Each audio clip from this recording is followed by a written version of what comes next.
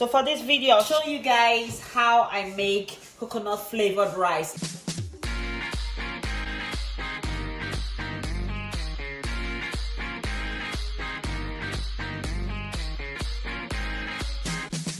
It's not really the proper coconut rice where you use the real coconut. It's just to season the rice so that it's not just a bland white rice. So you can use it with different things like mince meat, curry sauce, or anything like that. But I want to use it for sushi today. So I'll just go right into it. So pot is already preheated. Into the preheated pot, I'll put a little bit, about 2 tablespoons of vegetable oil. If you have coconut oil, even better, so that you get all the nice flavor. Then I'll put grated onions and just saute the onions. That's 1 whole onion. You just fry it until it's translucent. That's just for about maybe 2 minutes. You can see that the onion is a bit has changed color, so it's well sauteed now. Always continue to mix the onion because you don't want to get burnt onions. You get a slight bitter taste to whatever you're cooking. So into the pot now, I will just put coconut milk. I couldn't get the tin one that I usually buy, so I just bought this one. I'm not using any water. My coconut milk is my water, and I'll put chicken stock. I've got this stock already in the freezer. If you don't have chicken stock, you can just add a little water to this and then put a chicken stock cube. But I've got chicken stock. I'll still use chicken stock cube. So we've got that in now. All we need to do is pour the rice in.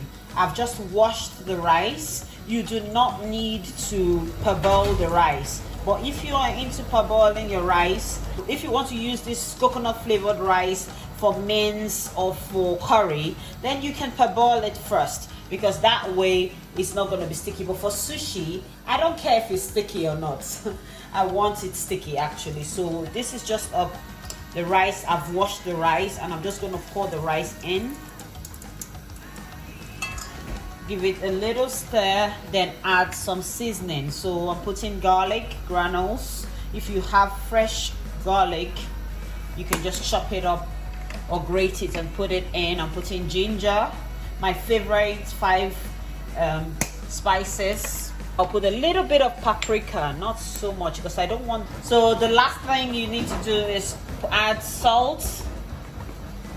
Salt to taste. Remember the stock already has salt, so you need to taste yours first before you add salt. And then I'll still put 1 stock cube. Okay.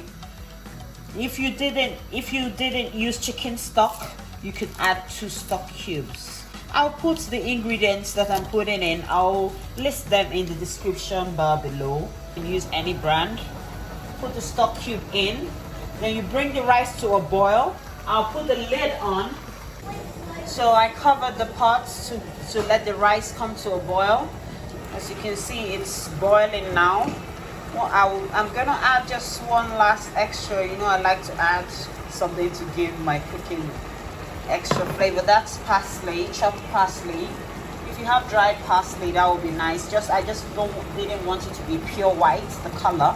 So now I can reduce the heat, close the pot back, put the lid back on, and leave it to simmer.